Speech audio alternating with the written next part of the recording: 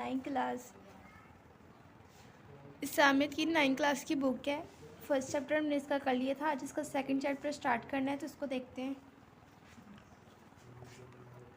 First video में हमने पढ़ा था कि कुरान मजीद की तदवीन और इसकी हिफाजत, इसकी फुल एक्सरसाइज की थी। आज हम करेंगे सेकंड चैप्टर की हिफाजत तदवीन हदीस दौर अव्वल। तो पेज नंबर 4 पे आ जाते हैं। इसको मैं कट कर लूँगी।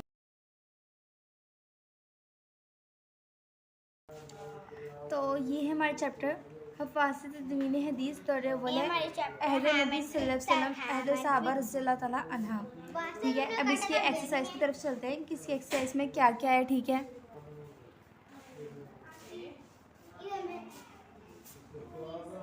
एमसीक्यूज पहले कर लेते हैं। नबी करीम सल्लल्लाहु अलैहि वसल्लम के अमल को कहा जाता है। तो हमने रीडिंग की थी।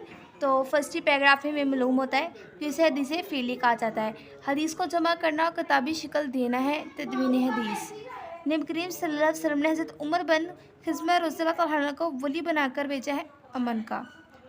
सहबा सित्ता में शामिल हैं 6 किताबें। हज़रत उमर बिन अब्दुल अज़ीज़ रज़ियल्लाहु तआला अन्हु ने सरकारी सतह पर इंतज़ाम फरमाया था हदीसात की जमा तदवीन का। अब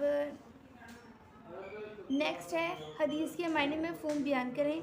तो हदीस के मायने में फ़हम बयान के लिए अपनी बुक के इस तरह ही पेज नंबर हम आ जाएंगे, फर्स्ट पेज पे आएंगे। पेज नंबर 4 है आपकी बुक का।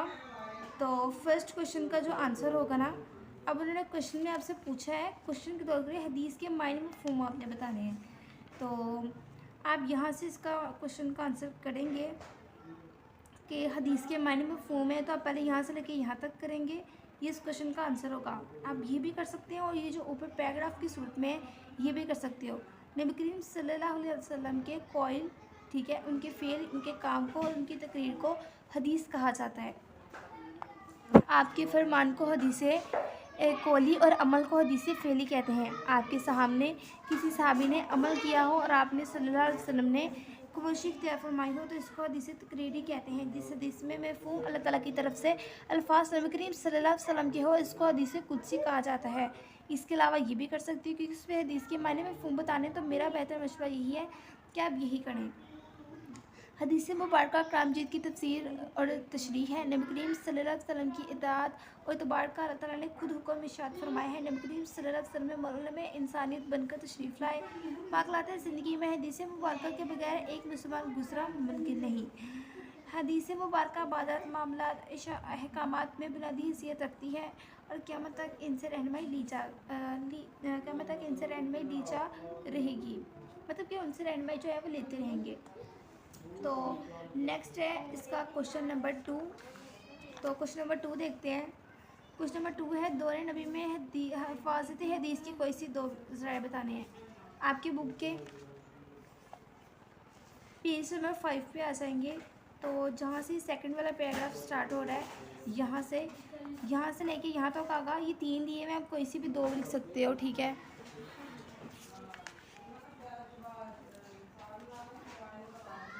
क्वेश्चन नंबर इसका 3 है।